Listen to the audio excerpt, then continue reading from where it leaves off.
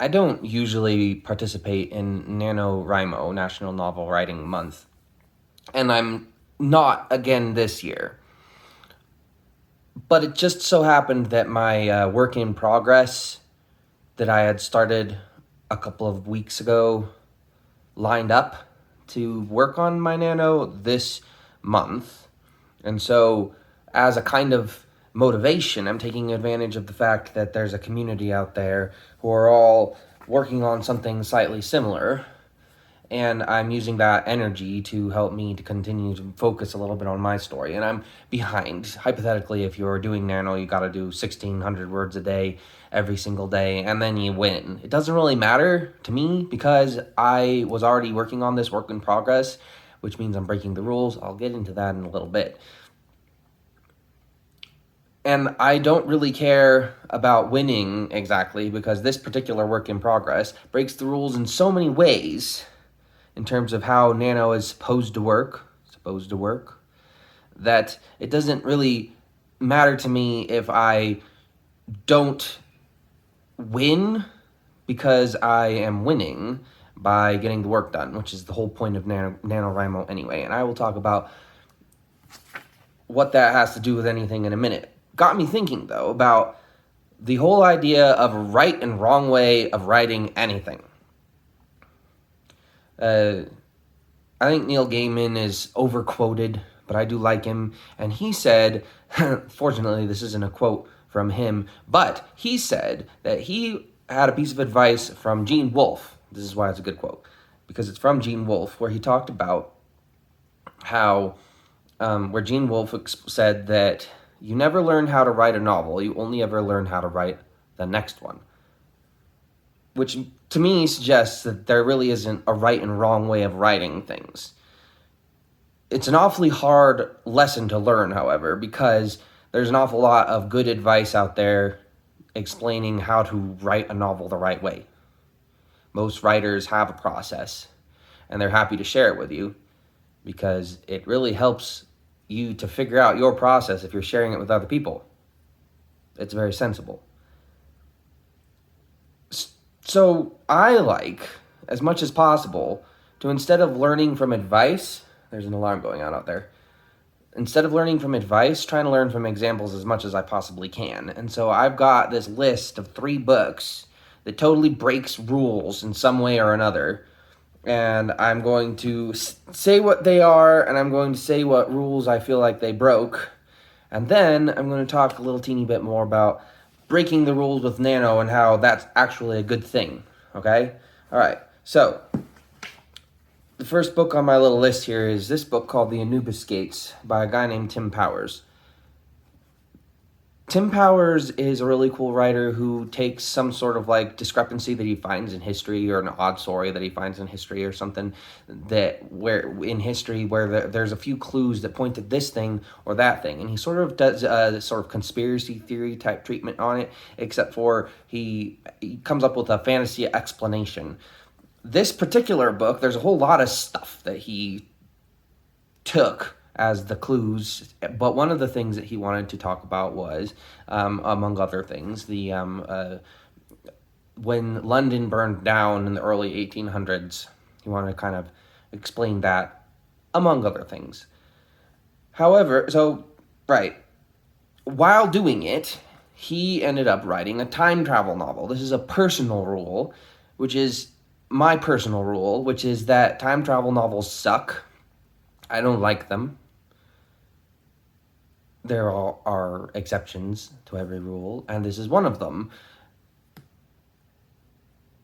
I think that the great weakness of a time travel novel tends to be the part where we think you're being so clever to do all this recursive stuff where you give us a clue and then you take us back in time and then you explain the clue in context and we get to sort of see the pieces come together and we get to feel like we solved the mystery even though it's clearly recursive in this closed loop.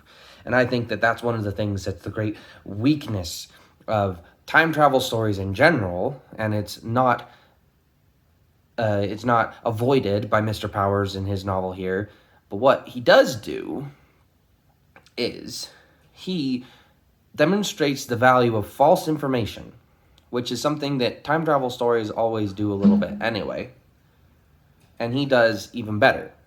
Now, when you are writing something, that it's important to make sure that the reader feels like they can trust where they're going with this story. Like the narrator knows what they're doing.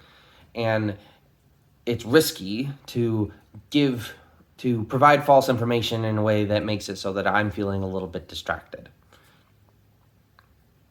Mr. Powers does this very artfully, though, in the Anubis Gates. And it was one of the times that I experienced an example where it was really working, where the story was giving me false information that I totally knew exactly what it was supposed to be there for, and I could definitely see the pattern, and then it got flipped around, and I was surprised when it was revealed. He did it wrong, according to the advice you're supposed to follow for something like a time travel novel. Okay, right, did it wrong, successful in my opinion. Next one I've got here is Neil Gaiman's American Gods. American Gods is, if you are unfamiliar, a great big fat book where Neil Gaiman celebrates his obsession with mythology and puts forward the premise that human beings brought their gods over to America when they immigrated and left them behind and forgot about them. And so it takes place in a modern period when the gods are deciding that they're going to do something about that. What Mr. Gaiman did was, it felt like a piece of permission to me when I first read this book, where it was, I didn't need to write fantasy like Tolkien. Neil writes fantasy. Well, Neil wrote this book as if it were a piece of he was inheriting, I don't know, sort of a Steinbeckian, Hunter S. Thompson kind of like, let's just drive around and look at things kind of thing.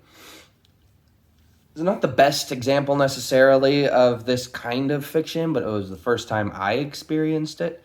This sort of attitude towards fantasy elements that make them feel highly realistic, like they are happening right over there. You don't have to go to another world to see them. You're just looking the wrong way. So that was a piece of permission. He wrote fantasy wrong. That was my experience anyway, because I'd only ever read high fantasy or swords and sorcery fantasy or other fantasy where the people experience great sort of bouts of unrealistic wonderment whenever they saw the fantasy elements happen. And I don't know if a human being would necessarily have blinding wonderment if we saw elves or something like that. I think we just laugh because we didn't believe it at first, and then we go, and we just be confused for a while, and then we just accept it because human beings are pretty resilient. So those were the two sort of ways that I'd seen fantasy done before. Either there was this unrealistic wonderment, or there was this, you had to go to a completely other, unreachable world to do it, right? To have the fantasy happen. So this was like permission, because he was doing it wrong. And yeah, so it was a big teaching moment for me. All right, so then this third book is a little bit more obscure, although Tim Powers, I think, is pretty obscure. China Miéville, this is his inappropriate book. I didn't know that. It was the very first book I read by this guy.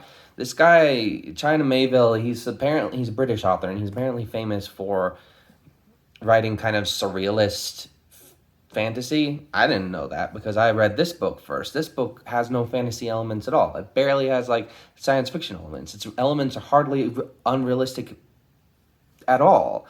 But I think it took a surrealist to come up with it, because the basic premise of this book is that it's just a murder mystery. That's all that it is. However, it's a murder mystery that deals an awful lot with border problems, because jurisdiction matters when borders come into play in the real world. Well, The City in the City is about two cities that are geographically identical and ideologically separate. It is illegal in this book to perceive the other city, even though the next block might be in the same city.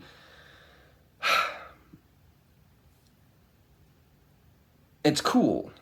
And I think it took a surrealist to do it because it's all about sort of like editing yourself, walking around and choosing through discipline to ignore things. In writing books, one of the things that we are told over and over again is clarity is important. That it is with great danger that a writer ever permits himself to try and him or herself to try and be confusing in any way, because reading a book is already sort of disorienting to begin with.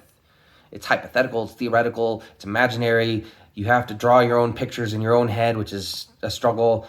And so we are, one of the very first kinds of lessons that we're treated to is exercises in figuring out how to ground our reader, how to make things make sense and never stop making sense.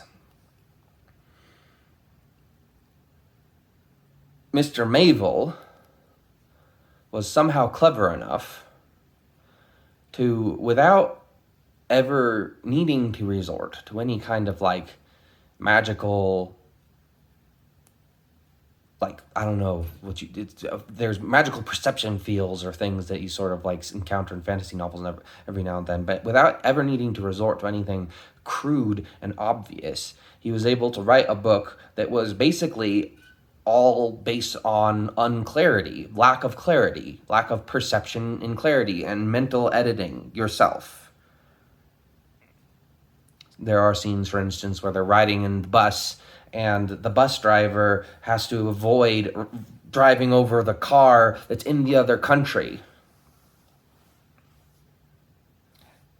And they're fascinating. There's another scene where the guy goes in the one door and then comes out the same door, but he's in one country when he goes in and in another country when he comes out, but he comes out the same door and talks about seeing different things. Even though he's seeing the same things. So being confusing should be wrong. It's illegal. However, Mr. Mayville does it. So Mr. Mayville wrote the book wrong. And the lesson is, you should write books wrong. So, I'm writing my nano, and I'm breaking the rules because hypothetically, the rules say that in order to participate appropriately, it should be an unoutlined work in progress. No, it should not be a work in progress. An unoutlined manuscript that you begin on November the 1st and write blindly until November the 30, whatever it is, 31st, 30th, it should be the 30th. The end of November. Because that's the right way. Those were the rules as set forth by the powers on high.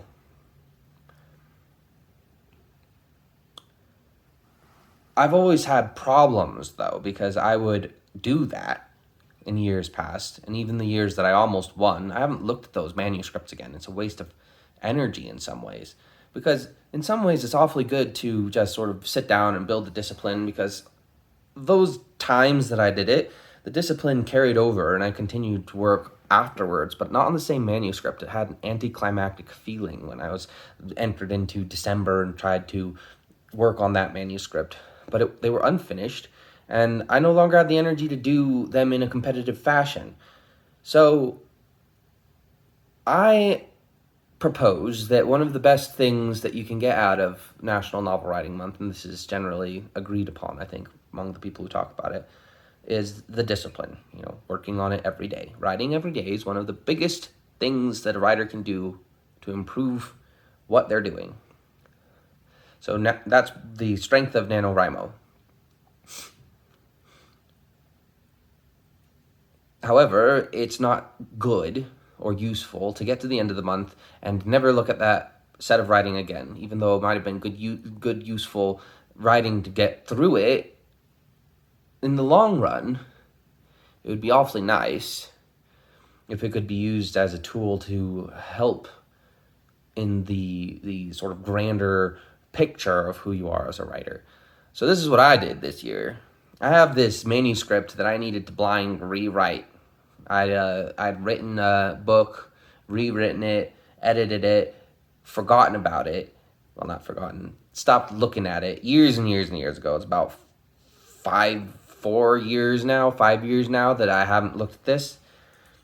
But I really liked the story, but I didn't want to return to that manuscript because I made a lot of weird missteps in the way that the mood and mode that I wrote it in. So instead, I decided that I was going to imagine that was a really good outline, and I was just going to start from the very beginning and write the manuscript afresh, and then maybe go and look at the old manuscript and then sort of bring the bits together later on.